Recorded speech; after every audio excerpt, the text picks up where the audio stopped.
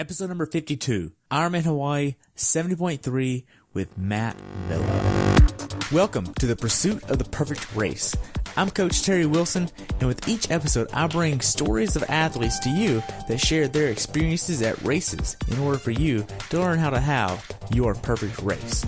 We will hear stories from athletes of all ages, abilities, and races of all distances. So regardless of where you fit in, there's something in it for you.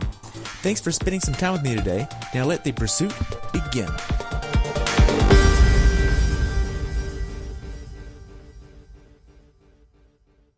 Hello everyone and welcome back to the pursuit of the perfect race. Today I have the pleasure of talking with my friend Matt Vella about his race at Ironman Hawaii 70.3. This race took place on June 3rd, 2018. The temperature on race day was 56 and rose to 90. The water temperature was 60 degrees. Matt came on the show back in March and talked about his race at Ironman New Zealand.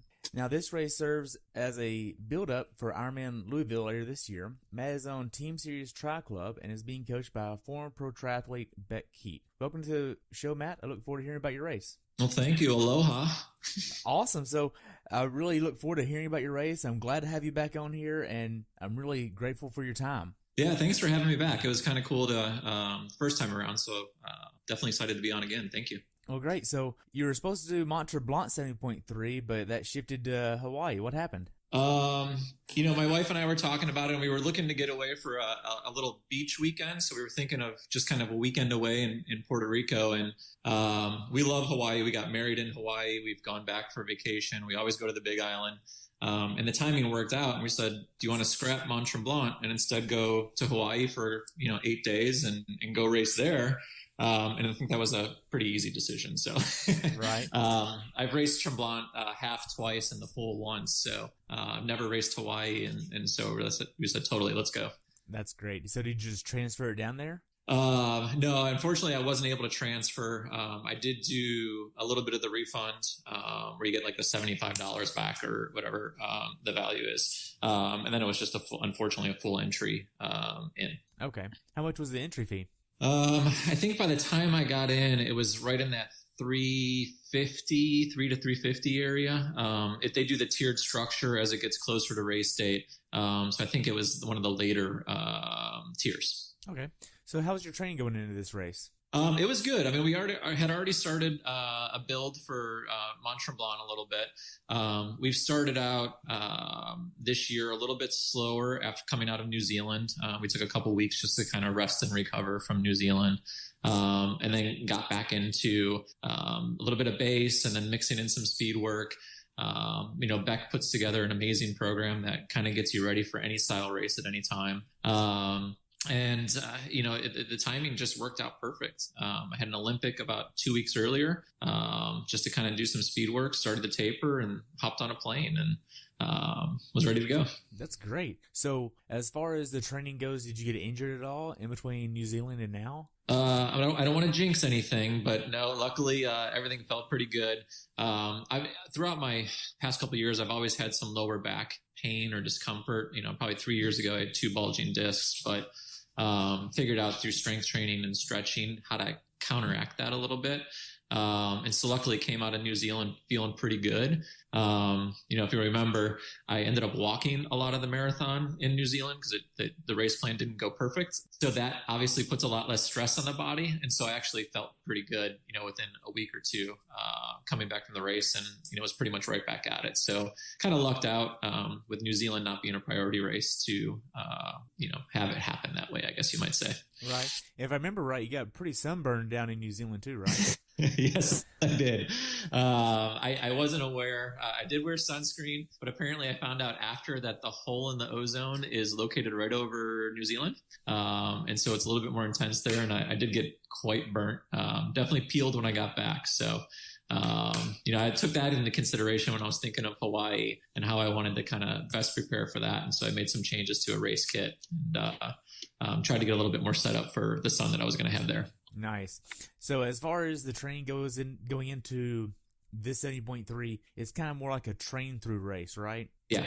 We didn't do much of a taper. And we hadn't really started the big build that you would go into for an Ironman. Last year working with Bek, this is my second year with her. I actually had some blood tests done and found that I just needed a little bit more recovery. And I needed to rest a little bit more. And so we were able to change the training a little bit, to not go so aggressively now, knowing we're going to be doing it later in the year, in order to kind of keep my health and, my recovery in the right place. Okay. So how many hours did your training max out at going into this race? I think we maxed out at 12. Most of the weeks were somewhere in that 10 and a half to 12, for the big weeks building into it. Okay, so what was your longest swim, bike, and runs going into this? Longest swim was 4,000 meters. Longest bike was probably somewhere around 60 miles. And then my longest run was, I think it was about 12 miles. That we did, going into this. So, okay. What was your biggest brick? What did that look like? It was a 3.5 hour bike, with some pretty aggressive, race pace and above race pace efforts. And then right off of the bike, there was some really strong, sub or faster than race pace intervals, about 3 or 6 minute intervals, coming off of it. So it ended up being about a 48-minute run. Okay. So a 3.5 hour bike ride, that would be your 60-mile run, right? Or 60-mile bike ride, right? Yeah. I think it ended up being 64 or something like that. Was like the final distance. And then you hopped off, and then you did probably 4.5, 5 mile run thereabout. No, I think it was closer to 6.5. Okay, something like that. Nice. So did you do any strength training going into this? Yeah, so I've worked with Erin Carson at EC Fit, and she runs Rally Sport in Boulder, and she puts together a nice online training program that mixes right into Training Peaks.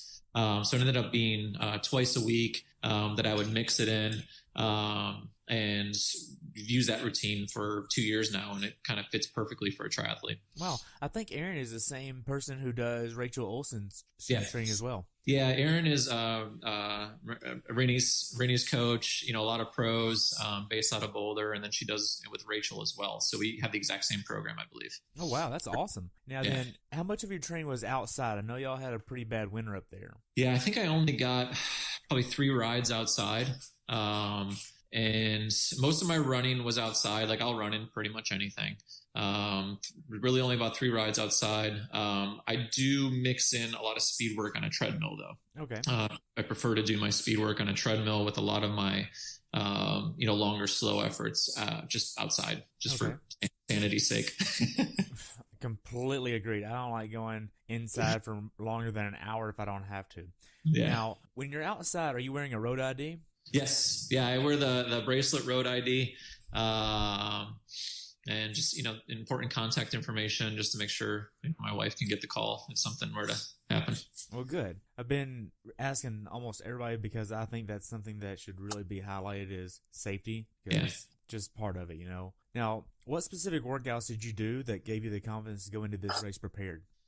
I think, the harder efforts when you're struggling through, a strong swim, when you're doing 3100s above race pace, or, when you're going, above race pace in a bike workout, or, stronger than race pace, anything where you're above, where like you can remember that as you're going through a race and think back to that workout and say, I did that. I did this part. I did this effort. I've done this pace. I know I can hold this for a little bit longer in a race. I think those type of mental workouts, certainly you're getting a physical gain from them. But I think the mental gain you get from something like that, pays off down the road if you can think back to those during a race. So which workouts were you going back and thinking of? I think of like the treadmill workouts always help, on a run. When you're going and you're setting a treadmill to 10 or 11 miles an hour, and you're going, sub 6, and I'm definitely not a sub 6 runner, for a half. But you think of that kind of discomfort, that you're experiencing and seeing something like that. And if you're able to kind of get through that, even though your mind says, when you look at a workout, I can't do this, and you are able to do it, it's the same feeling you have at mile 6 or mile 9 of a run when you're saying, I can't hold this. And you kind of are able to think back to that workout and say, hey, I've done this. I've been through this discomfort. I've been through this, place in my training. I know I can do this, and I'm just going to hold it. I'm going to give it what I can. Wow. So it seems like that you want to emulate what you're doing in training a lot more mentally than you are physically as well. Certainly you're putting out a physical effort, which, gives you gains and helps you get faster in the long run. But I think, being able to say to yourself, when you're halfway through like an open half marathon and you're like, I can't hold this, I think I'm coming out too fast. And you have this mindset of, well, just go until you can't go anymore. And you're able to think back to that. I think you get a lot of positive, mental strength from it, that helps you out down the road. So I think, hard efforts, those hard workouts, those key bricks, they're just as much mental as they are physical, and where they pay off on race day. Good. Now, along the mental side of the spectrum here, were there any days where you just really didn't want to train? Sure. Yeah, absolutely. I mean, there's days I work some weird hours. So there's times where I get home at, 10, 11 at night. And then where I live, the pools are very crowded. So you have to go at 5 in the morning to get a lane. And so I would go to the pool on very little sleep, or, I'd wake up and have a long run, and it's freezing cold rain. And, you maybe don't want to. And there's definitely moments where I've said to myself, like, I get to do this. I get to go out and have a run. I get to go swim. And just try to change my mentality in the morning of just being a little bit more positive and, embracing the fact of, I'm tired or a little sore, or, I'm just having a tough day. Certainly there's times where I think you have to be smart and say, like, I'm starting to feel a cold coming on. I'm starting to kind of feel too run down. And through the years of racing, you learn when to say, okay, it's okay to take a day off. And so you learn the difference of, do I need a day off because I physically need the day off, or do I just need to mentally push through this because it's going to help give me that gain as well? Gotcha. So how do you know the difference? I think if you would have asked me through my first 2 years of racing, I think I'm on year 5 now. So through my first 2 years, I would have had a horrible answer for you and would have been upset if I missed any workout. And I think it's just that experience you go through. I think, for me, like, if I start to feel my immune system run down, if my heart rate is a little bit higher just waking up than what it was the previous 2 days, I think little clues like that, are key to, being able to say, like, there's something physical that I need to address or be mindful of as I'm going into today. Like, maybe I shouldn't do this hard effort. Maybe it's just an easy run instead. Certainly I try to communicate with my coach Bek, as frequently as possible. Like, if something feels off, I'm texting her right away and saying, here's what I'm feeling. And sometimes she's like, cool, we're going to take 2 days easy. We're going to, back off a little bit. Or sometimes she's like, go after it. This is the perfect moment to be able to kind of push through. These are the days you want to go hard. And so it's that communication with my coach that, definitely helps as well. Gotcha. It makes sense. I love the communication with how you communicate so much with her, with all my athletes. It's like, especially going into Ironman or even half Ironman, I mean, the communication that I expect is at least once or twice a day. Sometimes I don't get that, and it's like, okay, hey, you did this workout. You didn't leave any notes on Training Peaks. You didn't text me saying, hey, this is how I felt. It's like, you just, okay, I see the data, but the data only shows one part of it, Yeah. And the communication is really key. Now, when you're not training, what are you doing? I work a lot. I work in New York City. I work on the retail side for like an operations for retail. So I work weird hours. So definitely, doing some of that. It's just my, wife and I here at home. And so, we're just kind of hanging out. We're very relaxed. We don't go out a ton. We just enjoy each other's company. Whether it's walking around in Hoboken where we live, right outside the city, or in New York City, just try and find that time to get a little bit of quality time together, knowing that training can take a lot of that. Right. So how big of an issue is balancing life, work, and training all at once? It's definitely, something that took time to figure out, on how to, ensure that I'm there to, be a good husband and be with my wife, but then I'm also not exhausted when I go to work. Sometimes I walk into work and my team's like, "Oh, had a big workout this morning, huh?" And I'm like, "Yeah, I'm a little beat right now." And they see it and they know it, and we joke, and it's tough, but it takes time, and you're able to figure it out eventually. So what tips would you give somebody training for a full Ironman that has a wife, has a job that works full time, and wants to train for a full? Like, what advice would you give them? I think you always got to think a week or two ahead. And as you're planning your week, whether, you're a meal planner, like being able to kind of do these small details that sometimes slow us down, being able to organize those as you think a week or two out, it definitely helps you organize your plan. Certainly if you're coached, working with your coach to help say like, "Hey, I have these things coming up with work," or, I have an anniversary that I want to do a special dinner for, or something along those lines, like being clear and communicative. But if you're self-coached and just doing things on your own, it's probably even more important to say like, these are the days I need to do these workouts.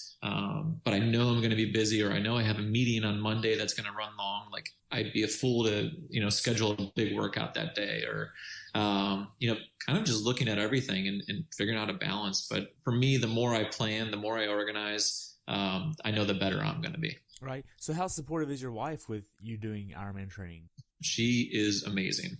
Not only from, the training aspect, but, she's out there every race, finding me at all the right places, posting videos.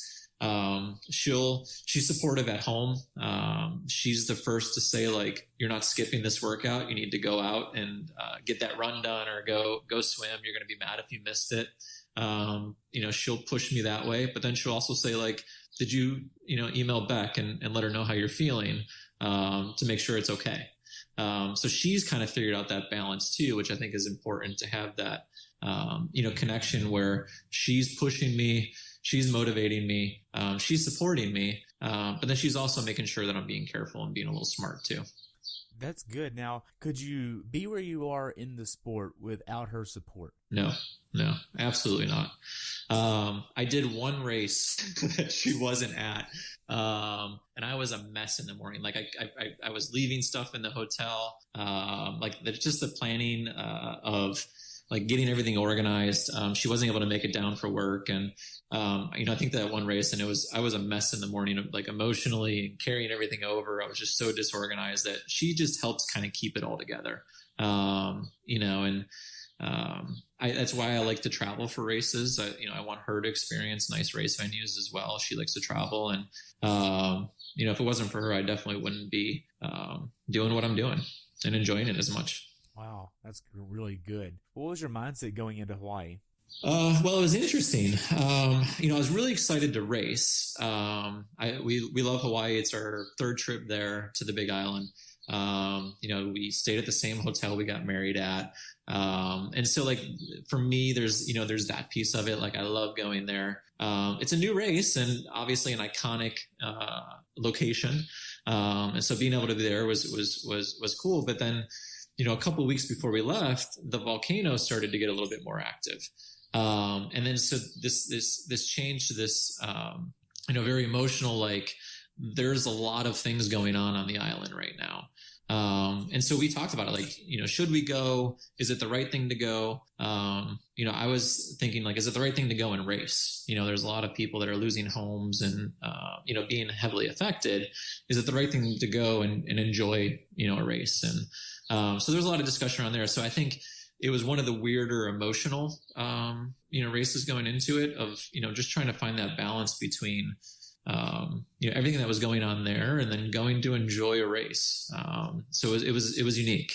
Yeah, because with the volcanoes there and people losing their homes, I've read a few stories where Hawaii wants more tourism right now than anything else, and the race is tourism, and they want that because that's revenue for them to help rebuild. Yeah, they basically sent out a bunch of emails and communication, like saying, it's safe. We want you here. We need you here.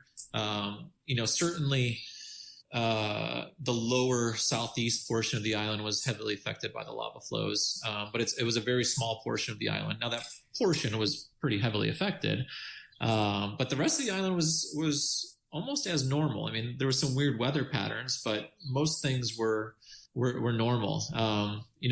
When we got there, you eat at restaurants, and a lot of the restaurants have bands playing, and they have tours, and you think of all the things that you do when you're on vacation. And some of the restaurants were like, we don't have music tonight because we don't have enough people eating, that we actually canceled the bands because we wanted to make sure we would be able to pay them.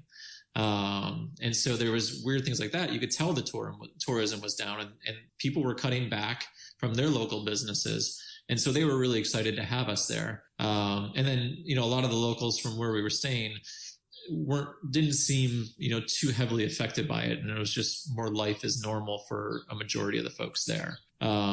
So we were definitely received well. People were excited to have you there, and, we're happy we went. Good. Now, when did you actually start traveling from New Jersey to Hawaii? So we left on Monday night, which was, I think, Memorial Day. And we took a night flight. We left at 9:00 at night. The only way, to do that night flight was to have a layover in Vegas and then a layover in Honolulu. But that got us to Kona at 7 a.m. Hawaii time. And did that work out good for jet lag? Yeah, luckily I deal with jet lag okay. It doesn't affect me too much. So I wasn't too heavily affected. I got a little bit of sleep on the Vegas to Honolulu flight, which is about 6 hours. And then we got 40-minute flight from Honolulu to Kona. By 8:30 a.m., I had put my bike together and gone for a 1-hour ride to kind of flush the legs out. And then I think I slept on the beach for like an hour, and just kind of relaxed. So it's, worst things could happen, right? I did try to go for a run later that night, like a little 45-minute kind of flush your legs, and I felt absolutely horrible. But I was like, okay, this is fine. I haven't slept. I'm on jet lag. I've been cramped in a plane for 12 hours. Like, it's okay. Things are fine. This is what's supposed to be happening. This is why I'm running right now. And I think by the next day, I woke up at, I think, 2 a.m. or whatever, because the time changed. But, by the next day I was kind of getting more to a regular routine. Okay. And feeling. What bike box did you use for this? Sorry? Excuse me. What bike box did you use to get your bike there? I have a Sycon, I think it's the Aerotech. It's the hard shell case. And that I've traveled, a good number of times with it, and love the case. So what bike are you using for it? I have a Specialized Shiv. I love my bike. So I've got it last year. And actually I was riding a Cervelo before, and it was just a little too aggressive for me. I don't know if I could get the fit quite right. And when I was on vacation in Hawaii, I rented a bike, and they only had shivs. And so I rode a shiv, and it was when I was coming off my worst back pain. And it was the first time I had ridden 100 miles and not had any back pain, just on the first time of riding a rented shiv. So I came back and I bought a shiv, and I've been riding it for 2 years since. Wow. Now, you said you stayed at a hotel. What hotel did you stay at? So we did not stay at the host hotel. We stayed at the Waikoloa Beach Marriott. It's in Waikoloa Village. It's about 15 miles north of Kona, and it's 7 miles from race site. So it was close enough to where it was easy to do check-ins and bike drop-offs and all those different things. But that's just, where we decided to stay. It was also a lot less expensive than the host hotel. So that was nice. Saving a few dollars here and there adds up. Yeah, I think the host hotel was like $450 a night. Wow. Yeah, it was the Fairmont Orchid. It was a beautiful hotel. Don't get me wrong. But it was pricey. We stayed at our hotel. I think it was like $175 or something like that. That's not bad at all. No. And it's a great location, beautiful not private beach. They don't have private beaches, but less populated. And so that's why we keep going back. Okay. So you get to IRONMAN Village. How was the check-in process there? Smooth. We got there right. I think they opened at 9 a.m. We got there right at 9 a.m. I was probably, in and out. It was mostly all the all-world athletes lined up. A lot of the non-all-world athletes hadn't shown yet. So the longest line was the all-world athletes as we were all just sitting there. So it was just a little interesting. That was just moving a little bit slower. But I think I was through check-in 15 minutes. No big deal at all. It's not a big race. I think there was only 1,300 participants. But that first wave, I think the first 20 people in line were all world. Okay. So going into this race, what was the last workout you did? So the day before, I typically do about an hour max, and it's a mix between the swim, bike, and run.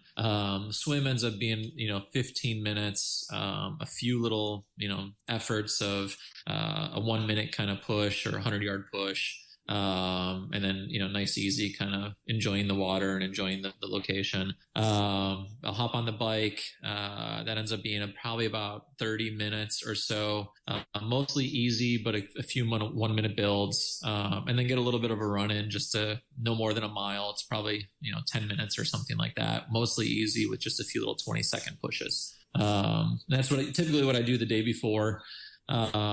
I knew I was there also for vacation. So, in the week before, I went for like a 1 hour ride on the Queen K. I did, 45-minute run, a bunch of swimming in the ocean.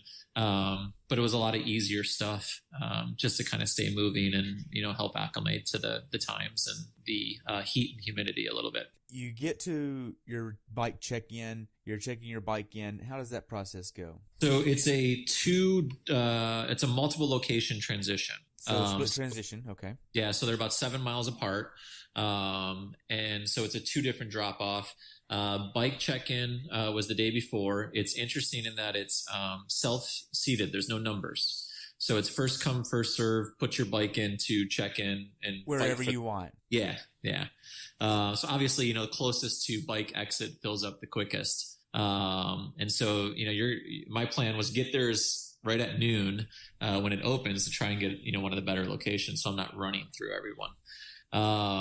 And so that went pretty quickly, and was in and out of there in like 15 minutes or something like that. But I was able to get in one of the first racks, probably about 20 bikes back. They basically had 2 long straight lines running through transition, or 3, I'm sorry. And so I was in the first rack, closest to the exit, probably about 30 bikes back. Oh, wow. Now, what's stopping somebody from taking somebody else's bike and moving it? Nothing. Nothing. Nothing. So in theory, the honor system. If you were really going for a world championship slot, you could literally take somebody else's bike and move it, and then by the time it's all in there, they would be in the transition for 10, 15 minutes just looking for their bike. Yeah.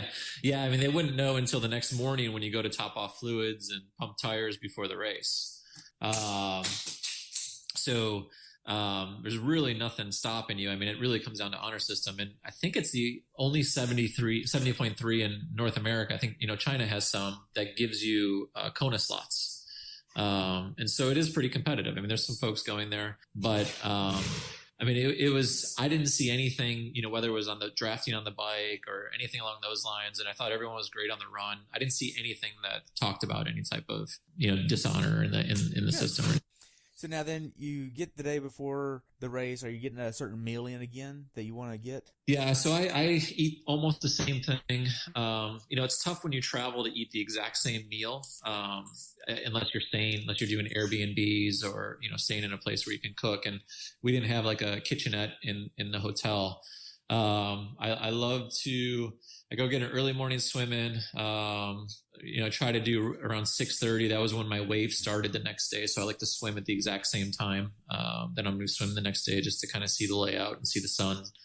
Then I eat a huge pile of pancakes. And pancakes become my go-to right at about 7:30 in the morning. I try to eat about a noon lunch, and we ate at, this one hotel they had, what was it called? It was like chicken on top of pineapple fried rice. So it was chicken breast on top of brown rice with pineapple mixed in and some soy sauce. So about what I normally eat of like a chicken and a rice. And then for dinner, there was a little Italian restaurant. So I just, ate a ton of chicken Parmesan, and typically that's about what I eat in most races. Okay. Now, what time did you try to go to bed that night? Well, that's the beauty of traveling 6 time zones west. It's easy to get to sleep early, and it doesn't feel horrible to get up at 3:00. So I would think I was laying down around 8:00, and I was probably asleep by about 8:30. I tried to keep almost a normal sleep pattern as I traveled out there. I think most nights I was going to sleep around 8 or 8:30.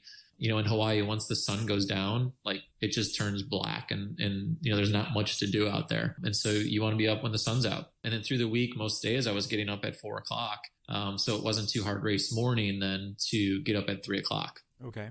Now, once you actually get up and you get moving, what's your morning ritual before you leave the hotel? So I get up around 3. I eat the same meal. It's like these pre-cooked boxes of oatmeal. It's an organic steel cut oatmeal. I'll mix in applesauce and then a scoop of protein powder. So I get that in as quickly as possible. Typically done with that in 15, 20 minutes. I bring my Normatec boots. I do some stretching in the morning. I'll sit in my Normatecs while I'm eating, just to start to get some of the blood flow. I have a stretching routine I go through. I actually like to take a shower in the morning. I take a hot shower and let the hot water run on my back and just kind of get the muscles starting to loosen up. And I had to leave a little bit earlier because the way this race is laid out. So transition opened at 5 a.m. I was the very first swim wave, so I had to get there very early. And you have to take a bus from the event parking to swim start because swim start is different than where event parking is. So I had about a 10-minute drive to event parking. We got on the bus, and then it's about a 10-minute bus ride. But we were on the very first bus, and my bus driver got lost driving to swim start. And she was so innocent, but you talk about like 50 angry triathletes yelling at her, telling her she's going the wrong way. We quickly got her rerouted and got her to swim start. And we were all laughing. We knew we had time, but, certainly not a good place to get lost. So took about 5 extra minutes. Got there probably about 5:30 to transition, and did the normal top off fluids, pump tires, and start to get ready. Okay. As far as equipment goes, you're using a Shiv. What kind of wheels are you using? So most races I ride a disc on the rear wheel, and then I have Zip 454s, and I use the 454 for the front. As with Kona later in the year, you're not allowed to use a disc in Hawaii because the crosswinds. So I rode 454s both front and back for this race. Okay. Was that too much for you? No. Luckily I've ridden out there, so I knew what the winds could do. And then being able to get there out there on Tuesday, I had done 3 rides on the Queen K. We had really fortunate weather on race day, but the 2 days before, the winds were really strong. And so, you're riding and you come up behind this rock bluff, and all of a sudden a 40-mile-an-hour gust just kind of pushes you 6 feet to the left, and you're just kind of holding on and, trying not to muscle down too much. But it was the right depth, I think, for the race. Okay. Now, are you using an aero helmet for this race? Yeah. So I have the Rudy, what's the new Rudy that just came out? I'm trying to remember the name of it. The Boost? Yeah, the Boost 01. Thank you. So I'm riding a Boost 01. This is my first year with it. What I like about it is it has a lot more air holes on the front. And knowing the race was going to be a little bit hotter, I didn't cap any of them off with some of the plugs they have. So I was able to get good wind flow. And then at the aid stations, I was able to spray water onto my head as well into some of the holes. And so it's a really good helmet for that type of race, just because you get some good air. Okay. Now, you're also using about 95 PSI in your latex tubes, right? Yeah, I run latex with Connie 4000s. Okay, that's great. Now then, once you get to transition, are you setting up your transition in a certain way to kind of help you have a speedy transition? Yeah, so this one, you can do one of two things in this area. Because it's so windy, they don't let you leave anything on top, like loose on top of your bike. So it has to be in a bag, and you can either hang the bag off the front of your bike, or there's a large hill coming from swim exit to into transition. And so you have the option of leaving your bag laying on the side of the hill so you can grab it as you're running out and be able to grab stuff as you're running. I thought that trying to dig into the bag while I was running to pull my helmet out and put my helmet out would probably take a little bit longer than actually just running to my bike and then just doing it really quickly. So I put my shoes on the pedals and then my helmet in the bag. And so all I really had in the bag was my helmet and glasses. Okay. Gotcha. Now then, once you get done with the bike, you leave transition, you head over to the swim start. What are you doing there before your swim goes off? So I probably got out of transition. I would say we got there at 5:30, so it was probably 5:50. I had to find a pump. It took me a little bit longer to find a pump from somebody. So once I got that done and topped off fluids, we started to walk down. I had the first wave. We started at 6:30. I started to walk down. I started to get my swim skin on and, get all the, the sprays for the glides and all that ready to go, do a last minute, porta potty stop. And then by that time it's, 6:05 and I wanted to get a little 10 or 15 minute, warm up swim in. And so I headed over to the warm up swim area, charged into the water a few times because it was a running start into the water. So wanted to do that a couple of times and, did a couple of pickups and came out of the water. Then went over to stand with my wife for 10 minutes and, just kind of enjoyed the morning. It was a beautiful sunrise, beautiful water, a beautiful location and, just wanted to spend a few minutes with her before the day started. Gotcha. Now, I remember you getting sunburned in New Zealand. Yeah. What changes did you make for this race, being that this was also a tropical location for a race?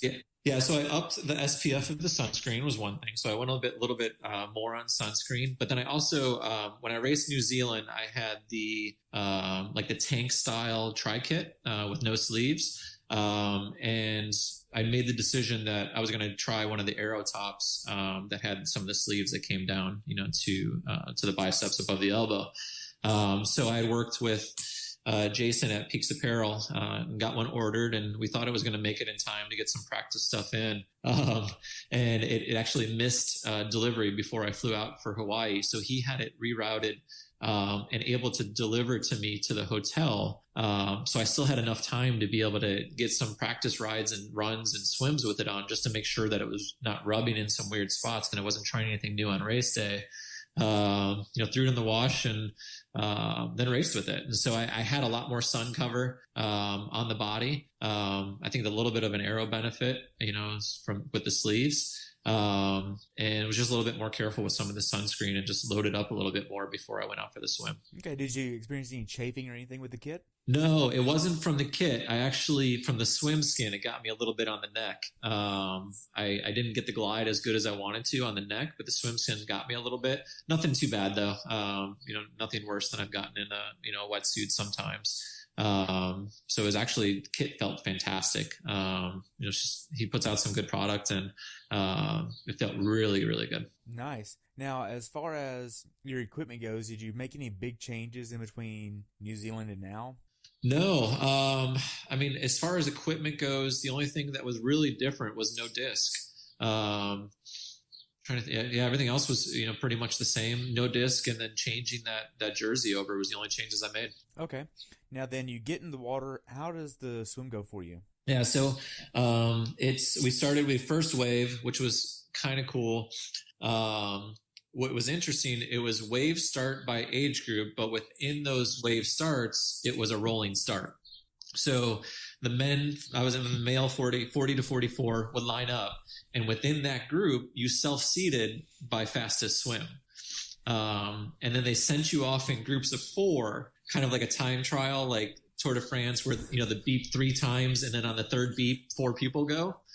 And so I started 3 groups back. My plan was to hold on to the feet of some of the faster swimmers. And then as I was getting passed by, as I fell off from the, 28-minute swimmers and, 29-minute swimmers, I hoped the 30s would catch up and I'd, stand under their feet. My plan was to, be somewhere in that area then. And so I was the 4th group to go of 4. And I hung on, quite well until about 500 yards in. And then I lost those, the fast guys, the 28s and the 26s and ridiculous swimmers. And so I'm sitting there waiting for the next group to kind of come up to me if they did. And I swam the next 1,000 yards and wasn't passed by a single person. And so I was swimming by myself for the next 1,000 yards. And I'm like, oh, come on, where are you guys at? And so finally, with I think 500 yards to go, the fastest swimmer from the next age group that swam, I think he swam a 26:15 or something in open water, non-wetsuit, ends up coming up to my side. And he's, of course, got 3 people on his hips and his feet. And so I just tucked in behind them for the final 500 yards. So I was happy to see that little group come up on me. Gotcha. How was the waves there? Were the waves big, small? Was it calm? I think our age group is typically the biggest, one of the bigger ones. We had 130 in the male 40 to 44. But because we were going in groups of 4, it was like the least congested swim I've ever had. And being that first age group, I didn't have to swim through other age groups. So I was excited to be first age group because it got me through a lot of the heat quicker. The last age group didn't go until about an hour later. Gotcha. Whenever I said waves, I actually meant the waves in the water. Were they those waves? Yeah. Sorry, I didn't specify that good enough. No, that's okay. It wasn't too bad. Coming the first, you swim out, you make a hard right. You swim out 400 yards, you make a hard right, swim out for a while, and then kind of come back and then turn into the beach. I didn't feel it until the long swim parallel to the beach is where the current probably got the worst. And we started to feel, I don't know what the waves were, 2 feet, 2.5. I'm not too sure, but you feel that bounce where you get picked up and then just kind of dropped as the waves are a little bit bigger. When I loaded my file later on, I was able to see that was obviously my slowest swim time, and I had dropped by about 10 seconds in that 10 seconds per 100 in that little area there. So I definitely think that there was some heavier current in that area.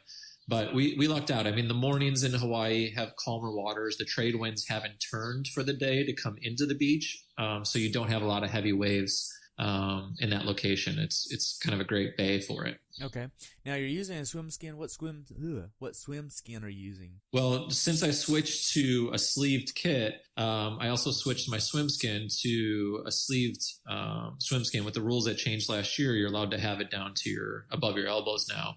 And so I use a Roka Viper X is the new one they released. And we get a great discount with the team discount. So, was able to kind of pick one of those up and switch from, I was using a Roka previously, but, it didn't have sleeves at the time. So I switched to that one.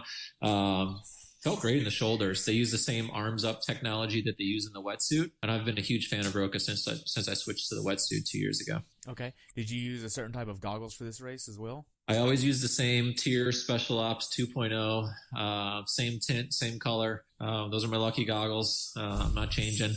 They work perfect. Gotcha. So you get out of the water, you head up the hill to go to transition. Walk me through transition for you. Yeah, so come out of water. It's a beach run, 100 yards to beach run, and then they have a carpet laid down to run up the kind of cement hill. You'll run up that hill. I didn't have my bag there, so I'm able to just kind of run through it. I think I had like the 20th fastest swim in the age group. So at that point, I was probably, on first 30 out of the water. So transition area, there was nobody there. It was nice and easy. It wasn't congested at all. I was able to just kind of run through it, grab my bike, and just get out of there. Right when you come out of transition, they have a beautiful big hill. And so, of course, right.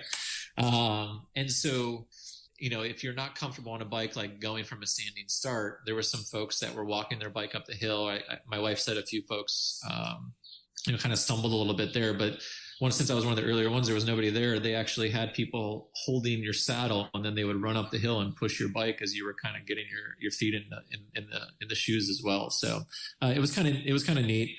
But it was a really smooth transition. I think with the run and getting out of there, it's like 3 minutes or something along those lines. That's awesome. Now, once you get out on the bike, do you have a certain strategy you're wanting to hit for the bike ride? Well, I've ridden the course, so I knew a little bit of what I was getting into. I've never raced the course, so obviously racing is different than riding. But I knew about the race pace effort I wanted to put out. I don't go by wattage. I really just look at cadence, and then we practice to know what an effort feels like. I know that there's, some climbs in this course. I know the big climb is climbing into Javi. It's a 7-mile kind of climb. Well, normally I don't attack hills, and I try to keep that same effort or a little bit higher of an effort on a climb. I knew that once I made the turn out of Javi, I'd be able to hit a nice descent for the next few miles and be able to spin out the legs. So I rode a little bit harder into Javi than I normally would in some cases, just because I knew I had a great hill afterwards to be able to kind of get my legs back. You first turn right and you do a little 4-mile out and 4-mile back. So I knew I was going to see my wife pretty quickly, coming back towards heading north into Javi. And so it was nice to see her about 25 minutes in to the race and just kind of give her a wave, let her know feeling good, and see her in a little bit. And then it takes about I think it was an hour and a half into Javi.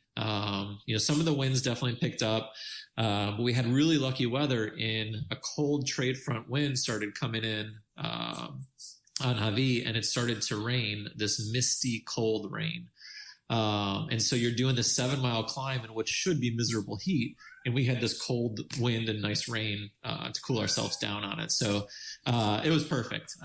It was a great bike. My strategy where I struggled in New Zealand was some of the nutrition side of things. Right. And so this race for me was kind of figuring out some nutrition stuff. As in you can practice with nutrition, but until you race with it, I think it's a different game when you're racing. Okay. So are you trying to hit a certain number of watts per hour, or sorry, not watts. Oh my gosh. Are you trying to hit a certain power number or cadence number or anything like that? Yeah, I focus on cadence. I know what an effort feels like. I have a power meter. I like to look at the file afterwards to see how was I where I wanted to be. I like to ride somewhere around 80 to 82 as far as a cadence. And I think I finished at 83, which was a little bit high, but there was a lot of spinning on the downhills. And so there's a lot of points where you're riding at 90, 93 to keep a little bit of power on. There's a couple of points I hit above 100 just to kind of keep pedaling. So the cadence was about where I wanted to be. Afterwards, looking at the file, I averaged out about where I wanted to be in terms of power, for normalized power and average power. And the VI index was right where you want to be for a race I think it was 1.03 for VI. So pretty nice, consistent effort. I knew there was about a 4-mile patch where I struggled a little bit, just kind of lost a little bit of focus, and looking at my file, it was, you could see the watts were a little bit off in that. That was about 5 miles. So, okay. So for those that don't know what VI index is, explain that real quick. So variability index is a measurement. When you have a power meter, it's, I believe the calculation is your normalized power divided by your average power. And what it really indicates is, are you putting out a nice, consistent effort throughout the course of a race? Normalized power takes into consideration different variables, and it's basically saying the wattage you would have put out had you stayed in a nice, consistent effort. You want it to be between 1.0 and 1.05 to show for a triathlon racing. And I came in at 1.03. So it's basically saying, was your average power very similar to your normalized power? And did you keep a nice, consistent effort? The way you'll see it spike is if, you double your power on a hill attack, you're attacking hills or attacking climbs. And, for triathlon, you don't want to do that. And I think all of us know that, but this is just a measurement to see how well did you do it following that rule. Okay. Now then, how was the quality of the road for this course? The roads are amazing, beautiful, probably 10-foot shoulders to be able to ride in. It is an open course, but it's a restricted traffic course. So there are cars on the road, but they're trying to wave them off, and most people know not to travel on the road for the day. There's not many people on the island, on the Big Island. There's only 120,000 people that live there. So being that it's 7 a.m. on a Saturday, there's not a lot of road traffic anyhow.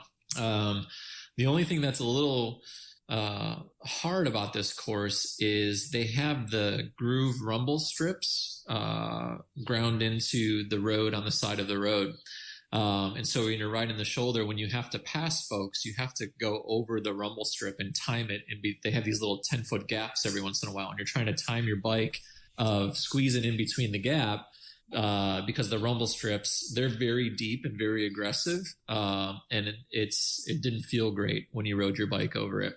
I avoided most of them, but coming down the Keene descent, I'm sorry, not Keene, that's Lake Placid. The Javi descent, I got way off course there. Coming down the Javi descent, I think I hit about 45 miles an hour, and I caught a gust of wind that pushed me right into the rumble strips. And I thought I was a goner. You know, it's kind of one of those things of like, I know both tires are blown out. I know this is bad, and this is going to get ugly. But bike held together and was able to kind of keep it going. But roads are perfectly smooth. And I mean, that's the only thing is those rumble strips. You just got to be ready for them and be able to time weaving in and out of them. Did you have any issues with like the lava rocks on the course or anything? No, nothing really goes into the road. They do some, street cleaning there. The only thing there was probably a little bit more like some glass than what I'm used to seeing on some courses. There was some broken glass on the roads, like broken, bottles and does that really fine shards of glass. It's probably like 5 or 6 of those that I end up having to ride through. But the course is beautiful. You definitely can't complain. Okay. I'm nitpicking when I talk about the glass. Right. The final mile or two of the bike, are you doing any type of transition to help prepare you for the run? Yeah. So, right about mile 40, I was saying earlier, I struggled a little bit.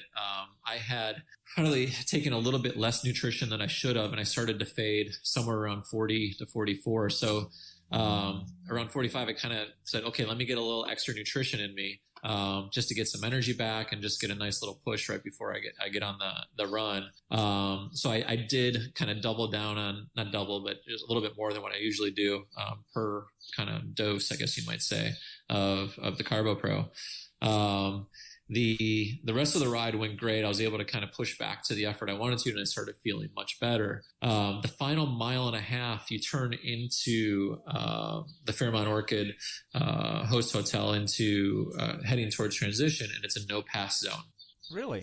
Yeah, because it's a very narrow road and it's an open road, so there's cars going left and right of you, so they don't want you passing to go into the traffic. So you're stuck in whatever spot you're in, going into transition.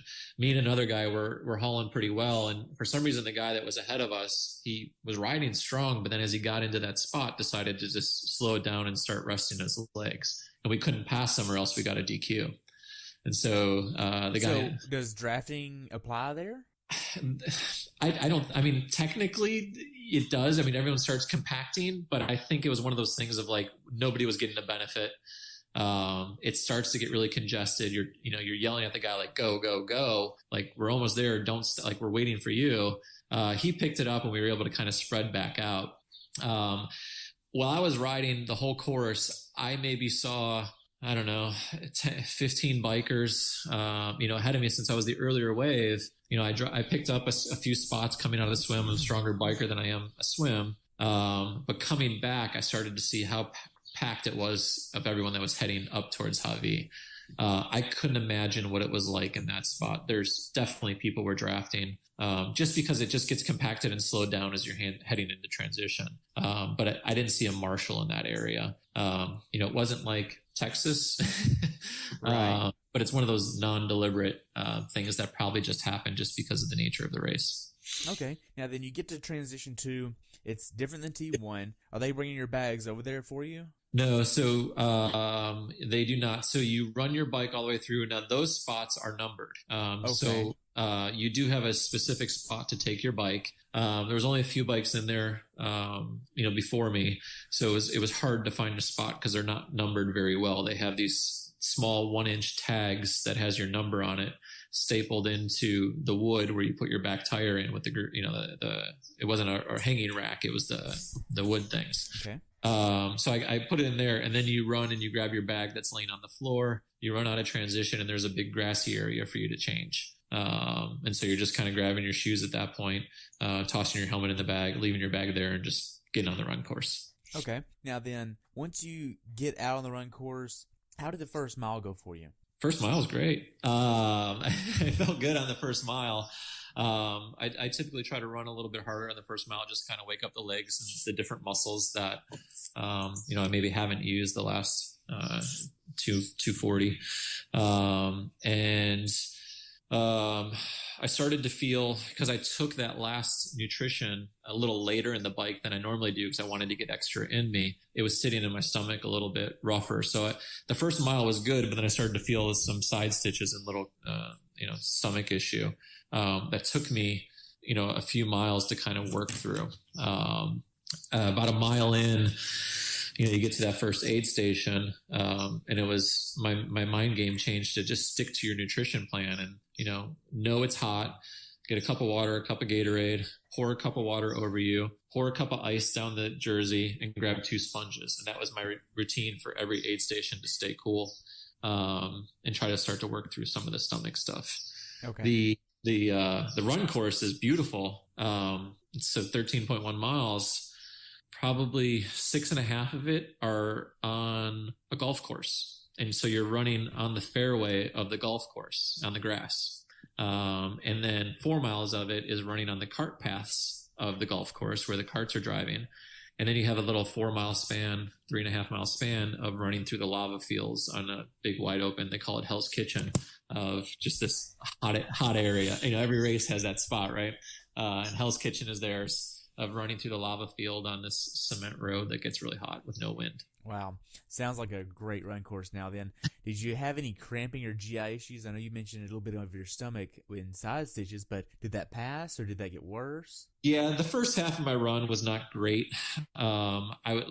Luckily, I kind of knew what was happening, and I knew just stick to your nutrition plan. You'll work through it. About mile 3, I finally got to an aid station that had pretzels. And so I grabbed 2 pretzels and shoved them in my mouth and, got a little bit of water, and I stuck to the routine of a cup of water, cup of Gatorade, dump a cup of water, dump a cup of ice, grab 2 sponges, every single aid station. About mile 5, I started to feel much better. And then actually negative split, the half, and was finishing off running, low 8s, Wow. for the run. So it was frustrating because it cost me probably 15 minutes on the run of what I thought I would do. Obviously that would have looked much better in final results, but, I was happy and proud that I kind of stuck to the plan and figured it out and was able to kind of dig a race out. Gotcha. Now then, as far as the run course, was there any rough terrain or hills there that you had to prepare for? It was, there was definitely some stuff to prepare for, but it was much hillier than I thought it was going to be. Oh, really? Yeah. So I thought it was going to be much flatter. I mean, I had certainly read a lot about the race. I'd watched some videos online, and, it's part of the reason I love what you're doing right here is, to kind of hear that perspective from other people. I didn't know, and I was talking to folks after, that it was going to be as hilly as what it was. You think about it, golf courses are beautiful when they have rolling fairways, right? Well, they're a little bit harder to run over than they are to drive a golf cart over. So, it was definitely hillier than I thought. There was some really steep downhills and really steep uphills, that slam the quads on the down and, break your heart on the climb up. But what I loved about the course is the fact that it switched from grass to cement to cart path. Like, your mind was always engaged. It was such a fun run because it wasn't like you were able to just kind of like disengage and just know you were running a straight line for the next few miles. You were constantly watching the terrain and watching your feet placement, and your mind was just always in the race. So I loved the run. It was tough, but the way they split it is just so well done. So how did they mark the course then? They take little sticks with red flags on them, and they just basically create a little lane right through the middle of the golf course, and you just run between the red flags. Oh, wow. That's pretty cool. Yeah. Now then, you get to the last few miles of the run. How does that go for you? I was feeling great. I think what was frustrating in the beginning few miles of the run is that my legs felt fine, but my stomach didn't. And I was like, I know I can go faster. I can't right now. So the last few miles of the run, I was actually able to get closer to what I know I could run. Especially with the heat, what it was, I was pretty happy with the last few miles. I may have lost 10 spots in the first 5 miles, but I picked up about 20 in the last 7 miles. So, you know that feeling when you get to mile 11 of a half, you're like, oh, this is it. You know, this is glorious. And you get to where every race has that turn where you can either go to lap 2 or go to that finish, and it's always right in front of the finish line. And it's so nice to go right where it says finish, and not have to go through lap 2 again. You know, I was feeling good, feeling smooth, definitely hot, definitely tired. But I think, you know, kind of stuck through the nutrition plan. So, was pretty happy. Good. So tell me about the finish shoot. The finish shoot is really cool. You're running along, you know, the rocky shore of the ocean. It has these chunks of lava, and the beach is right there, and the breeze is coming off. You're running through this beautiful grass, and you know, you run through this finisher archway that's covered in flowers, and it's about as Hawaiian as Hawaii could be. You know, and they're calling names just like they do every other race. Then it just, once you get through, it just opens up into the big grassy field, and my wife's right there, and you're just kind of able to hang out with spectators. That's great. Go ahead. No. I was gonna say, once you go through, they do some really cool stuff for the spectators. Like, I mean, obviously you're sitting out there all day, waiting for, you know, your significant others to come through. They have huge tents, and they set mats down, and so you're able to sit in the shade and kind of relax in the shade. The golf course has natural trees to shade, so people are just hanging out on the golf course under trees, cheering people on. But then they have Hawaiian dancers and Hawaiian music playing all day, and so it's a great atmosphere once you get to the finish line too. Okay, so how was your recovery process? Well, they have a beach, and they have showers right there. So, you know, you're able to kind of get in a cold water shower. And then I just went and sat in the water for a second just to kind of get the body temp down. And then just sat in the grass and, you know, grabbed a little bit of food. I don't eat really heavy right after a race. I grabbed a shaved ice to kind of, you know, get some of the body temp down. I was looking forward to my shaved ice, and, sat and ate that, and we just hung out for a little bit. You know, obviously going there, it's easy to recover when you can just kind of sit on a beach an hour later and relax. And so that's definitely what the plan called for. Good. Did you get sunburnt this race? No. Great.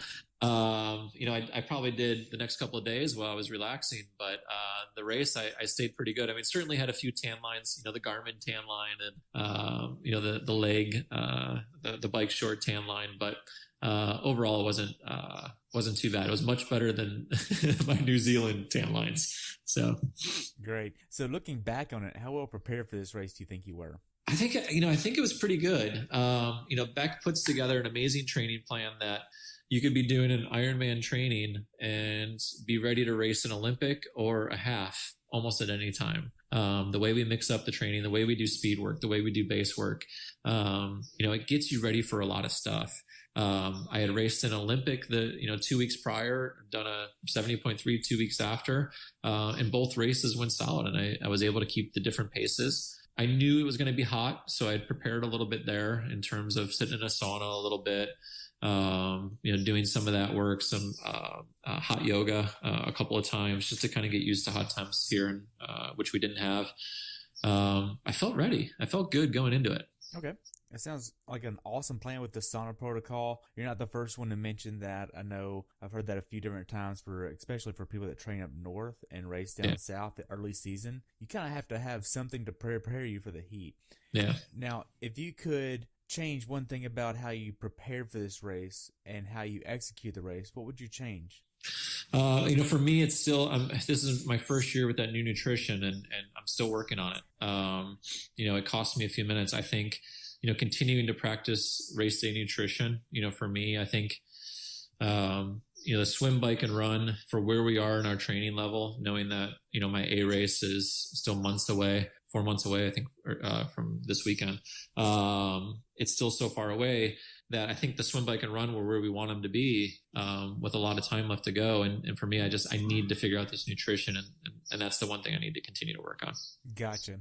Now, what's something that you learned about this race experience that you would like to pass on to someone who hasn't done this race before? Who hasn't done the race? Right. Yeah. I think just, you know, try to get there a little bit early. Try to get there to experience the island. Obviously the island is amazing. But just to be able to get used to temperatures, the water, the current flows, the winds, you know, just to be able to experience and be ready and mentally for those challenges. know you're going to Hawaii and it's going to be hot, and be mentally ready for that and do the type of things you can do to prepare yourself. Okay. So how could Ironman have made your experience better? I think, with a lot of the things that Ironman had to deal with that week, it was a good experience. Like I really didn't have anything bad to say about the race. But I think some of the things they did really well, that maybe they could have, been a little bit more vocal about, is Ironman put together a pretty solid effort towards, they put together a Hawaii relief fund. And with what was going on in the volcano, it was certainly, a great cause to be able to help out, a small number of folks that were affected on the island. But in the course of the week that we were there, 120 extra houses were lost from the lava flows. I think there was close to 300 different earthquakes the week we were there. Most of them you couldn't feel, but there started to be structural damage to some of the visitor centers in Volcano National Park. And, there's a lot of stuff that go there. So I think, Ironman could probably talk a little bit more about some of the Hawaii Relief Fund that they put together. I think, with Kona being what it is to Ironman, I think a lot of folks would be able to help. The only communication I got was because I had signed up for the race. Whereas I think, it's a great cause and can help out an island that gives us a home every October. Well, not us, but some athletes a home, but we all, love that island for what it is. And so there's definitely some room there. Okay.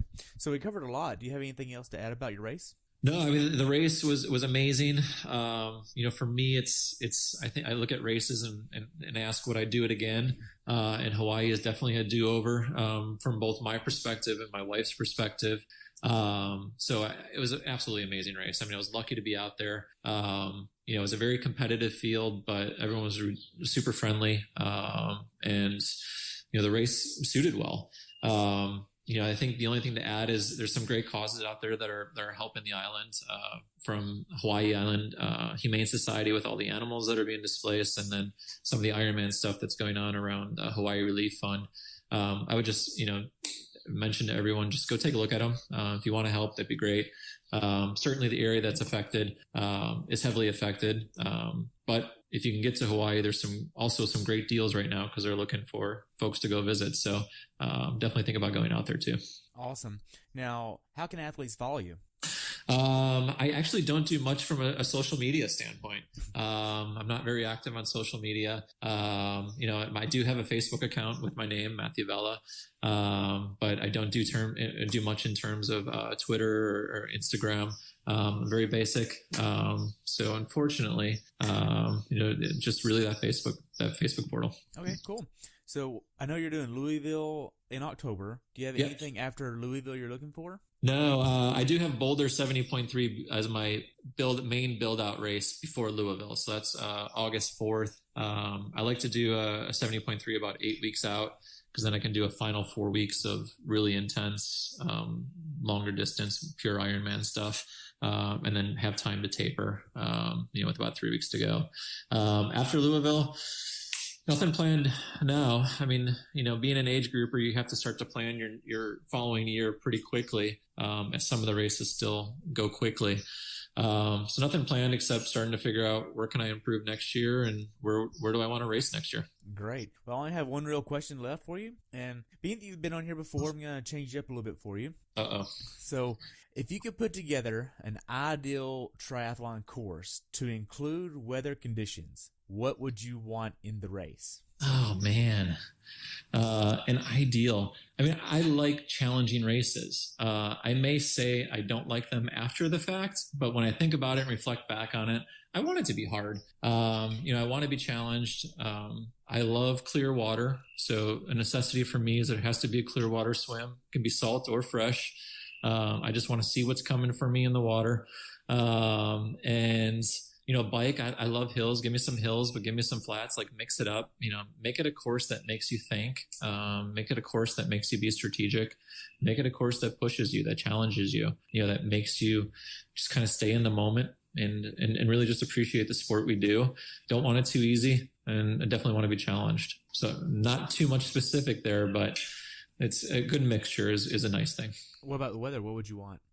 I don't typically do well in hot weather. That's why I was kind of excited that Hawaii went pretty decent, that I was able to kind of push through some of the weather. If you can give me a run in the 60s, I'll take it all day long. Don't care too much what happens in swim and bike, but give me a run in the 60s and I'm a happy man. Wow, that's great. So I just want to thank you so much for your time, Matt. I've enjoyed hearing about your race in Hawaii, and I look forward to having you back on after Boulder 70.3, and I will see you in Louisville for sure. I'll be there. Oh, awesome. Can't wait to see you. Thanks for having me back again. I really, really appreciate it. It's always fun to spend some time with you. Awesome. Well, you have a great day, and we'll talk soon, okay? All right, sounds good. Thank you. All right, bye. Thanks for tuning in today. I hope you were able to learn something from today's episode. If you enjoyed the show, please take a minute to leave a review on iTunes or share it with a friend. Be sure to subscribe so you never miss an episode. If you'd like to see pictures from this athlete's race, learn more about who I am, what I'm doing, or be on the show yourself to share your story, check out my website at CoachTerryWilson.com. Until next time, continue the pursuit.